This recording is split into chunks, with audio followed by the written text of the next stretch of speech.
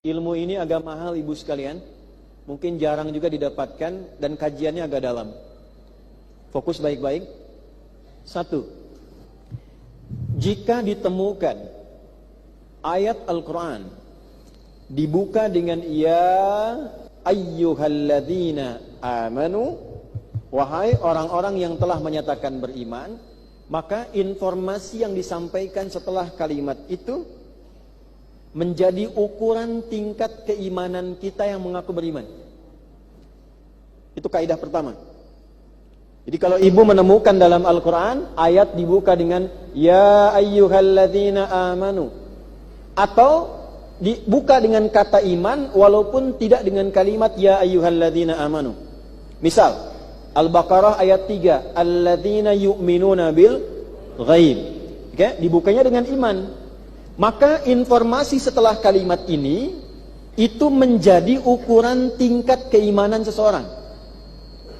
Kalau informasinya berupa perintah cepat dilakukan, ini menandakan imannya kuat. Kalau informasinya larangan, jangan dikerjakan, lalu ibu cepat tinggalkan, itu pun imannya kuat. Tapi sebaliknya, kalau setelah kata iman itu perintahnya tidak cepat dikerjakan, ada malas dilakukan, ini menunjukkan iman lemah. Contoh, kalimat iman pertama Al-Baqarah ayat 3, alladzina yu'minuna bil ghaibi wa yuqimunas. Setelah ada kata iman, ada informasi tentang menunaikan sholat dengan serius. Sholat.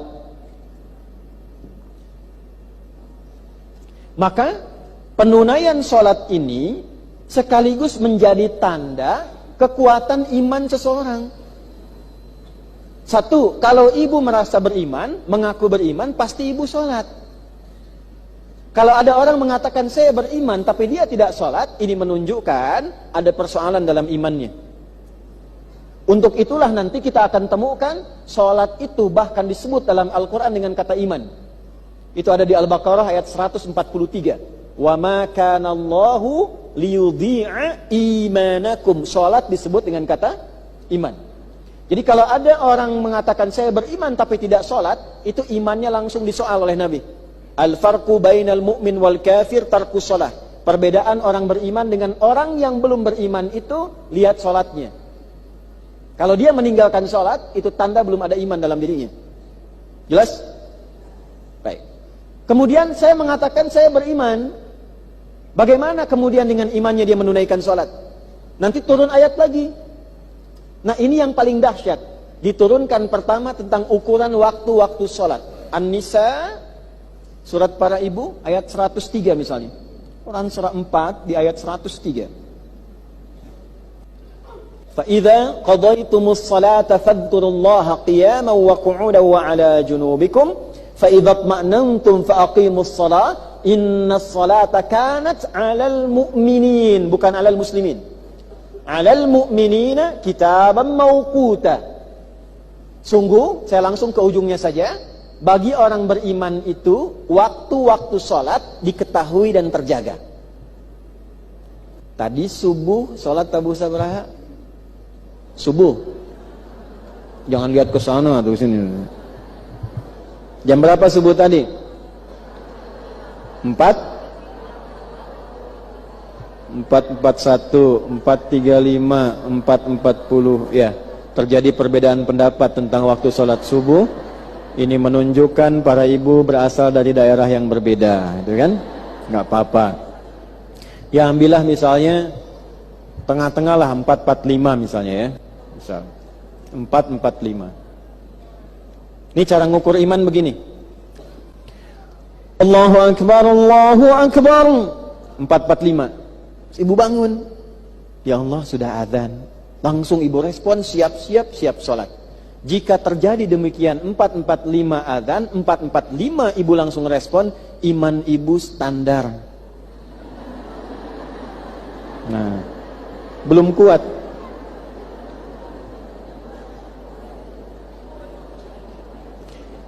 Suami ibu kerja, masuknya jam 8, datang pas jam 8, standar tidak?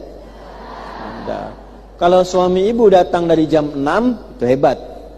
Dipanggil 4.45, Anda bangun dari jam 4, siap-siap dulu, wudu, pemanasan, tahajud dulu, istighfar, itu iman kuat. Bangun misalnya 4.10, WIB, waktu Indonesia bagian Bandung.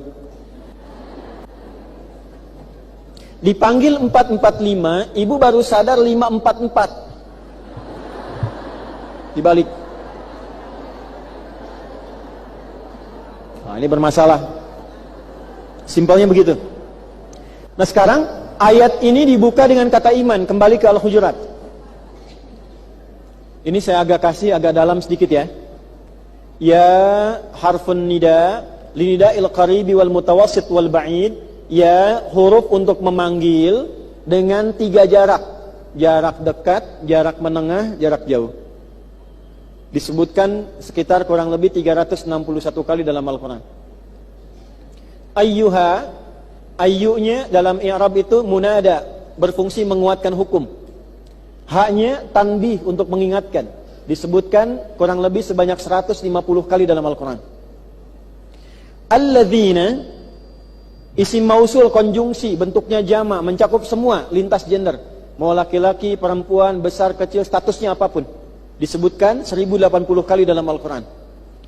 Lalu dipasangkan dengan kata iman. Perhatikan kalimatnya. Ya ayyuhalladzina amanu. Sekarang saya terjemahkan dengan tafsir. Wahai semua yang telah menyatakan beriman kepadaku, kata Allah. Aku tak peduli dimanapun kau berada. Apakah merasa dekat denganku? Menengah imanmu tadi? Apakah engkau merasa jauh?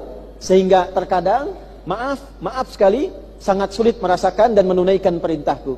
Aku tidak peduli siapapun engkau.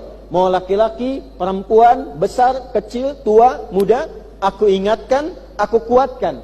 Aku akan sampaikan informasi penting yang kalau ini dikerjakan, akan menguatkan imanmu dan menjadikan engkau semakin dekat kepadaku.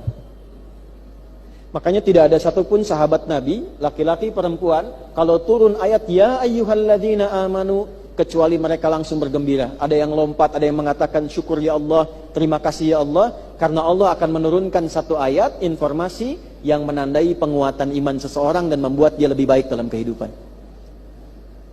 Apa informasi di Al-Hujurat ini? Merespon tadi sikap-sikap secara adab dan akhlak yang harus diberikan pedoman sehingga menjadi orang baik. Ya ayyuhalladzina amanu, hai semua yang beriman, yang ada di peristiwa ini nih. Sesuai dengan nuzul tadi ya, turunnya ayat. La tuqaddimu baina yadayillahi war rasul. Jangan cepat mengambil keputusan sementara Allah dan Rasul belum memutuskan. Siapa yang harus konsultasi ke Nabi? Ini orang keperluannya apa?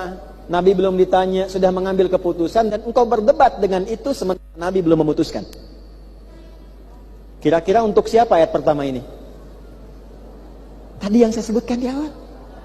Abu Bakar dan Umar. Kejadian pertama ayat 1 terkait dengan peristiwa sahabat Abu Bakar dan Umar.